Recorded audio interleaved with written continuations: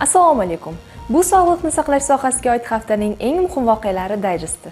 Yakunlangan hafta vazir Eldor Adilov Xorazm viloyatida bo'lib, hududda tibbiy xizmatlar sifati, bemorlar uchun yaratilgan sharoitlar bilan tanishdi. Xususan, Shovot tumani markaziy shifoxonasi, oilaviy poliklinikalar hamda qator tibbiyot muassasalari faoliyati ko'zdan kechirilib, mavjud kamchiliklarni bartaraf etish bo'yicha mas'ullarga aniq topshiriqlar berildi. So'nggi hafta Respublika ixtisoslashtirilgan ko'z mikroxirurgiyasi ilmiy-amaliy tibbiyot markazida O'zbekiston-Xitoy oftalmologlari hamkorligida katarakta bilan og'rigan bemorlarda yuqori texnologiyali operatsiyalar o'tkazildi.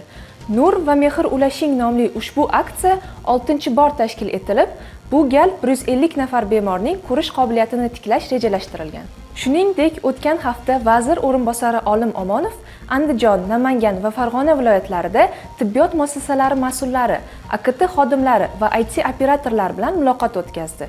Unda sohada raqamli transformatsiya jarayonlarini jadallashtirish bo'yicha ustuvor vazifalar belgilandi. Yakunlangan hafta Respublika ixtisoslashtirilgan endokrinologiya ilmiy-amaliy tibbiyot markazi korrupsiyaga qarshi boshqaruv tizimi bo'yicha ISO xalqaro sertifikatini qo'lga kiritdi. Bu esa sohada korrupsiyadan xoli tizimni yaratish borasidagi sa'y-harakatlar e'tirofi bo'ldi.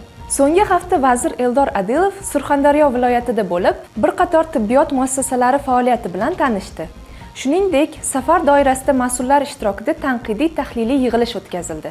Unda hududdagi muammolar atroflicha muhokama qilinib, ularni bartaraf etish bo'yicha aniq vazifalar qo'yildi. O'tgan hafta, shuningdek, Sog'liqni saqlash vaziri Mordoviya Respublikasi rahbari Artyom Zunov bilan uchrashdi. Muloqotda tibbiyot sohasidagi hamkorlik masalalari muhokama qilinib, istiqbolli yo'nalishlar belgilab olindi. Bizda hozircha shu.